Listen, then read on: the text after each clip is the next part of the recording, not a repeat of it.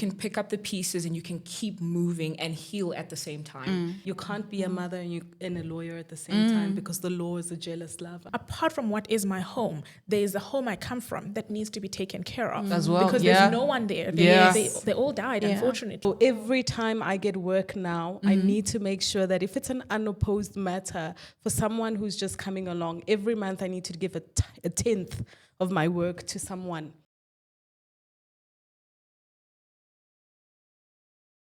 Hi to everybody who is watching the video version, to everyone who might be listening on another version. Hello. Welcome back to the Sisters in Suits, podcast. Your guests are familiar. I think the one I'm familiar, but we have two guests that are not familiar and might be new to the show. My name is Zwonaka. My lovely sister on the other end is Yanela, but the two ladies in the middle, please introduce yourselves. My name is Luzy Mujajati. I am a third-year LLB student at WITS. All right. Hi, everybody. My name is Tebogo Tlhopile. I am an advocate at the Johannesburg Society of Advocates. That is awesome. We have two advocates on the table today. Lucy, where are you planning to go? Which way? I'm Attorney? actually planning on advocacy. So three. looking All at right, it, cool. yeah. You know, no So complaints. I'm a bit nervous here. I'm like, oh, okay. Zero shade. Guys, just to Don't get this thing started off, what would you tell? I think we introduced ourselves very well in the previous episode to everybody. But as an introductory way, and I'm going to start with you, what would you tell your 16-year-old self? If you had to sit with your 16-year-old self today, she was sitting right here next to you, what would you tell her? You're doing well. Keep pushing. It's going to be tough. It might look like it's impossible, but it's worth it. It's worth it. Pushing through to get your seat at the table is definitely worth it. It's definitely worth it. Persevering through those exams. The late nights that you were spending there. The imposter syndrome. It's worth it. At 16, though. At 16, yes. Yeah. Because at 16, being a lawyer was never an option. Yeah. At 16, you were told perhaps maybe a doctor, perhaps maybe an economist or so on. But being a lawyer and advocate was always for the elite. And as a black young woman, we know that we're at the bottom of the food chain. Yeah. So going to law school was never an option for people like us. So when you push through those barriers and dare to dream, you realize that your dreams are valid and it's also worth it. Yeah. Lucy, I know 16 was not as long ago for you as it was for some of us, but what would you tell your 16-year-old self now? I just want to say firstly, that felt like you were just speaking to me, like right now as I'm sitting here, and I'm like, oh my goodness, you got this, girl. But what I would tell my 16-year-old self is that your grade 12 exams are not your biggest problem. There is a lot that WITS has, got in store for you. But I would honestly just tell her that you've done so much. You've done more than you could even dream of. I never dreamt of any of the things that I'm currently doing now. I didn't even dare to dream this far. And so to even be able to sit at a table like this, I think my 16-year-old self would just be in awe of where we are and how far we've gotten. So I know she's like my biggest cheerleader right now. She's like, So geeked. I'm telling you. So excited. Yanela. Wow. I think the first thing I would tell her is everything will turn out just fine. Yeah. I think the 16-year-old self, for me, is a very different Yanela than I am. She was very, how do I put this? She was an overachiever. That much was like clear, but she was Not also much has changed. No shade. very much shade. But she couldn't take compliments. Yeah. She couldn't just be in the room and know that it was enough, that for her to be in the room was sometimes just enough. So I would tell her that she matters. Her voice matters in those particular rooms. Her very presence is the change that she wishes would happen sometimes in those particular rooms. And the best I would tell her is, you survived the hardest things you thought you wouldn't survive, and you're doing just fine. Yeah. That's a bar. That's a word right there. That really is. I would tell my 16-year-old self that being a nerd is extremely cool. 100%. And that the nerds make all the money. Yeah. And that you can buy pretty later. You really can. Yeah. But funny, smart, there's a bit of a time, situation on those ones. Get your books in order, get your life in order. Yeah. You'll be pretty. You'll be pretty for the rest of your life. You have time to deal with those things later. You can buy pretty, you can buy smart. You can't buy funny. Can't buy the character development that comes from being a nerd at all. And it turns out really, really well. I mean, some of the biggest names in the world right now are the nerds. Bill Gates, nerd. Elon, not sure. But anyways, moving right along. Who do you look up to, Lucy? Because it's International Women's Month. We're closing it out. We're celebrating the achievements of women. Who do you look up to? Like, what drove you to get into law school? And who do you look at when you think about what you want to be or where you want to be at after law school? Wow. I don't have a person in the law field per se that I look up to. Well, at least they weren't the person that made me who I am right now. I have two specific women that when I was growing up, these were the women that were my role models. And specifically because they resembled independence and care. One of them is my mother's closest friend. She is an incredible woman and she's so driven. And she does it all by herself. And she's incredible because the role she played in my life was understanding that you can stand on your own 2 feet even when life gets tough. Like you can pick up the pieces and you can keep moving and heal at the same time. And so watching her do that and accomplish so many things in her own life was just incredible and something that I was like, yeah, I'm going to mirror that. And then obviously the second one is my dearest mother who gave me the wonderful smile that I have. She is somebody that I look up to, not just because she is my mother, but because I saw her growing up be a friend, a twin sister, and an aunt to so many people. I saw her just exemplify what it meant to love people sacrificially and be there for them in their time of need. And so those are the two women that I really look up to, and I'm just like, wow, you guys are stars, so yeah. That brings me to my next question, which is really so interesting. We wanted to talk about how it is, and we wanted to start investigating how it is that women balance law and life, how they balance law and work. There are two women who are married here. And this is not to say to the single ladies that your burden outside of the office is any lighter, right? You have your black tax, firstborn daughter syndrome, all those types of things. It's the experience, I would imagine, is a little bit different when you're a mom, when you're a wife.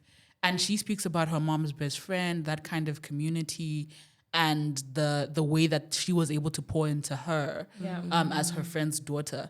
What does community look like for you within law, and how does it help you balance home and work at the same time? Because that balance is really, really difficult. It's tough. It's tough, I tell you. But community for me looks like this. It looks like a sister. It looks like a mentor. Women who have paved the way and shown you that it's possible to do both. Because prior to entering the industry, I was told that you have to choose. You can't be a mother and a lawyer at the same time because the law is a jealous lover. Now, when you enter a space like the bar, which is so male-dominated, and you've got mentors who are the top of the top achievers, and they've got kids, and they show you that it's possible for you to be a wife, to be a mother, and to be a lawyer, and to be in those top briefs, and to literally perform at the top of your game, and that it's all right for you to even say no to work to protect your family. Because many a times as a mother or as a wife, I would want to overcompensate and say, family, go to the background. Husband, go to the background. We'll wait perhaps for the school holidays to spend time together because this brief demands my attention. But no. As you are journeying through, you realize that I can tell that attorney, no, this is my time with my kid. No, this is my time with my husband. And you know what? They respect that. Community for me was surrounding myself with women that are attorneys. Yeah. who also understand my struggle, who I can say to, listen, I need to go put my daughter to bed, and then I'll come back and have this conversation about what we can do, and nobody judging you for that. Yeah. So it was so important because it made me realize that if we model that and we create that safe space for one another, the next generation that is coming up behind us, they will also know that they don't have to choose between being a mother, a wife, and a lawyer. You can be all three in one. Yanela, you're a great representation of what family responsibilities look like beyond being a mom, right? Or outside of being a mom, right? Yeah. You firstborn daughter. Firstborn daughter. No, I'm the second. Villains. And what does community look like for you in that situation? Yeah, I think that question is quite loaded. First of all, let's start with that. Because one of the things about being a firstborn, I should also state up front, I am a firstborn, but I was partly raised as a lastborn and then had to take over being a firstborn when the people that raised me. She had other types of privilege. I didn't, actually. That's the difficulty, right? Yeah. In that the people that raised me die, and then I have to now kick in and be like a firstborn. And you haven't been trained for this I in haven't any been way, trained shape, for or this. form. Yeah. But thankfully, I will say this, and I'm sure my brother is going to have like a filled day, right? He was an easy child to be like a deputy parent to. And so when the rest came, it was like, okay, this is what's happening. I've got it under control. Yes. But that's just the emotional part of it, right? There is also the financial parts of it that we don't really speak about, No, we don't. which is the real black tax. Yeah. And I watch people, and I'm in awe, right? When it's black families that their kids don't have black tax, and I'm very happy about that. But I don't have that experience necessarily. But I also accept that I don't have as high a black tax as other people would have had, right? So for me, that's what it has looked like, where I've partly had to raise my brother. Yeah. This kid has been with me since he started high school, and now he's like a varsity person, and I still can't get through that okay, he's grown and all of that. And then thinking about it, in that we have a home, right? So apart from my house, I'm married and I have a home. Apart from what is my home, there is a home I come from that needs to be taken care of. As well, Because yeah. there's no one there. They all died, unfortunately. And that's another dynamic of like blackness and ubukoduka that we don't speak about, like coming from or being in two places, because like where you come from. Exactly. Yeah. You need to manage that, but you also have like your crib in Joburg, and that has rates and taxes and levies and all that. And all of that stuff. I'd actually forgotten about that experience. So I don't know it's how. all of that. So for me, community has been having people to, one, listen to me. Yeah. And sometimes I don't really need an answer. I just need to vent because there's no solution to it. It's just I'm venting because I'm just frustrated. And there really isn't a solution many times, eh? Exactly. And sometimes the bar is what it is, right? Is that I've done the work and people are refusing to pay me or just deciding not to pay me. And so all of these things don't stop because someone has decided that they're not going to be paying you or going to question your invoice for the most stupid of things, right? It's there, it compounds. And so you start stressing about it. And so community has looked like being able to talk to people that have similar experiences, sometimes talking to people with none of those experiences. Because I think sometimes when you are going through something and speaking to someone who's going through it, it can really seem very dark. Yes. But if you speak to someone who hasn't gone through it, you have... The perspective is different. Yes, there's a glimpse of hope. That actually there's and an alternative life, something to an work alternative towards. And sometimes it's literally just my friend and ice cream, Yeah. Let's forget about work, let's forget about everything, let's just go for ice cream or cake and tea, And I've been trying to get you for cake and it's not happening. well, maybe the problem is that I don't like cake. Okay, but shopping. Okay, no, that one's my fault. No, it's fine.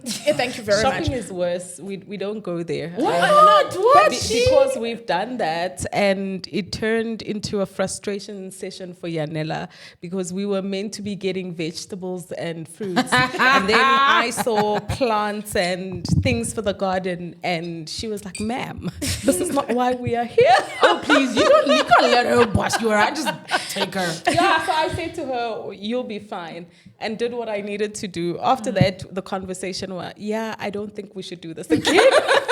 It should be stated, part of community is allowing your older sisters to somehow bully you. Yeah. Because bullying is such a a strong strong word. well, it is bullying if we think about it, but not in a bad sense, right? Because I'm very like A-type and parts of me are very choleric. So my life is very structured. And so it helps. Which is good. Which I need in my community because I'm not structured at all. But I need you. You need to be structured. Yeah, it's really important. I'm writing all of this down. But you need people like her, Yeah. right, who are not completely structured. Because if you're completely structured, you will burn out. Yeah. Ask her. She had to, at some point, literally take care of me because I was burned out. Yeah. Because I did the thing. I flew way too close to the sun. Yeah. I was practicing. I was doing a master's degree at some university.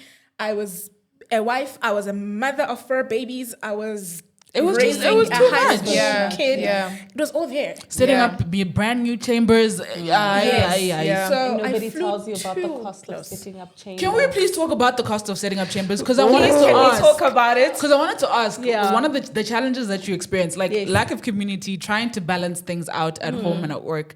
But I come into your office, I was shocked the first time I found out y'all pay for that whole thing yourselves. Yes. What do you mean? How does that You mean work? like they don't give it to you? No. I thought they did. So like an office, you pay to No. work in there? Yes. You pay to be in that space. Firstly, you apply to be in Yes. that space. Yes. And then once they've given you the space, Yeah. it's empty. It's like 4 walls that are Yeah. just It's a white. box. It's Okay. a box. And you have then to fill it fill it. yourself. So you guys are telling me that entire library that is found Yes. in all... They you guys furnished it. Furnish So all it, you of you pay do for that. those books. There's subscriptions that you have to pay for. So For the books? that's why Yes, Yanela ma'am. was saying For a that tutor. life does not stop when attorneys don't pay your bills. Wow. Yeah, because Over and Lexus still above. wants its money. Yes, Nexus wants its money. The chambers want their money. Yeah. The bar wants its money. Everybody wants their money. Everybody wants The a cut. LPC wants its money. LPC Wow. wants its money. And this is before you get to home. Okay. Where you still have your bond, you still have a baby who Levies. needs nappies, you still have groceries that you have to buy Wow. and everything, So is- all of these responsibilities go on a monthly Yeah. basis, whether this person has paid you or not. And how is that different for you as an Just a attorney? little reminder to stay close to your mics, okay, Yeah. so he can Yeah. pick you up. How is it? How is it different for you as an attorney? Like what? Well, I'm not an attorney for one. I ran from practice. You ran? With my life. But also, and we'll talk about another episode. I have ADHD, so that made attorney exams a little bit tricky. Yeah. But for one, I don't rent offices. Okay. I work very much in-house, and I'm happy to work in-house because the financial prudence required to manage and we haven't even spoken about the tax man yet. That 47% that they pay provisional tax, which is you pay tax even on money you haven't received yet, Invoices. but that you've invoiced for. Yes. So the money's not in your account; it's still coming, but you have to pay tax on it. It might not Yes. even come. It in. might not even come at all. You might be writing it off at some point. Yeah, do you see but why you I'm still saying have as to an pay attorney? for So, it. so what is in-house? Like, what does that look like for somebody who's like listening, like a student like me, and you're saying there's chambers for advocates and then there's in-house. So in-house would be you work either in a law firm, you work for a legal department at a company or a Okay. bank, Uh-huh. or you work in legal, or you work for government as a legal advisor, whatever the case might Okay. be. But basically, you are a paid employee in a company. Okay. That is in-house. Whereas they are independent contractors, self-employed, bad gals. The rest of us. Yeah. The rest of us are not going to be able to. Guys, I want to close out this conversation about community. Michelle Obama made this incredible example this one time, and I can't remember what she called it. And I want to talk about how you've spoken about how community shows up for you. I want to talk about how you show up for community. Lucy shows up at the bar one day, and she's introducing herself. So you have to introduce yourself, by the way. After you do, after you're done, Yeah. you have to walk around and introduce yourself to everybody so that people know who you are and they can give you work. Lucy comes to group 1, to Tulamela, wherever, and she says, "Hi, I'm a new advocate here," or I decide to join at 40 or 45, because you can do that, by the way. You can have it. And I'm introducing myself. "Hi, I'm Zwonaka. Hi, I'm Lucy." What's the kind of support mechanism that you instinctively start pulling from Yeah. in that time? So Michelle Obama was talking about how whenever she would find herself, I'm not sure if it's Michelle or Cheryl, but one of the two, how whenever she would find herself in a meeting and a woman would say something and then someone would talk over her, she would go, no, wait a minute, but did you hear what she just said? This is her suggestion. And she would keep doing, then the next woman would notice, no, but wait, we didn't talk about her suggestion until eventually, I think she called it amplification, I can't remember, or whatever the case might be. But can you walk me through, very briefly, you see a young or an older advocate or a young woman in law who's coming into your space and is saying, hey, I need a little bit of help. I'm not entirely sure. Like, how do you show up with them? How do you support them? Yeah. Okay, so I think practical examples using the bar. I've been there for like 8 years now. I've built networks. One of the things is to open up your network for them. Introduce them to your network. It might not turn out to be anything, but the point is the introduction has been made, and therefore, hopefully the work will flow. And then you bring them whenever you are able to. And I think most times we don't talk about how hard it is for Black women to bring other people into groups, because you yourself don't struggle really to get into the brief. briefs. But when you do get the opportunity, and I mean, I've gotten a couple of opportunities before, and I've done it myself. You bring them into the brief, and you don't keep them at the back as what we call a devil. It's a whole different discussion that we'll have at another day. You introduce them to the attorney. You say, this is so and so. They sit at this particular place. They don't necessarily need to even sit in my group. And this is and that. And then sometimes it's really, that you can't really do much for this person. You say. And I keep, me, I'm a serial tea person. You keep a whole lot of tea and say, if you ever want to have a soundboard, someone to just look over your draft before you send it out. You can do that. You can just do that. I'm here. Would you agree with that? I do. But we have, I think from my year, I'll give you a practical example of what we did. We have a 10% rule. So if you've got a practice that is busy and we've all vowed to give 10%, like a tithe of our practice to someone that we know. Oh, that's amazing. So every time I get work now, I need to make sure that if it's an unopposed matter for someone who's just coming along, every month I need to give a tenth of my work to someone. And then we've always bring said, them on. Yes, that the first person that I look out for is a Black female, junior. And that's how I'm making sure that the struggles that I've had pushing into the industry, the next person doesn't experience them. And where they can't figure it out, we figure it out together and make sure that you are there to succeed and not just leave it to, let me introduce you, because sometimes those introductions, as Yanela said, we're not guaranteed that they will give you actually work. materialize. But if I do the 10%, and then the attorney's not willing to pay you, it will come from my pocket. But at least I know that in that month, I've given a tithe to you of work and, done something to improve your life. And that, kids, is called putting your money where your mouth is. Come on. Thank you so much for joining in. I hope any young up-and-coming advocates, attorneys, whatever you're thinking about in the legal space, you feel a little bit more encouraged. And you know that there's big sisters waiting and looking out for you. Thank you so much for joining us. We'll see you next time. Goodbye. Bye.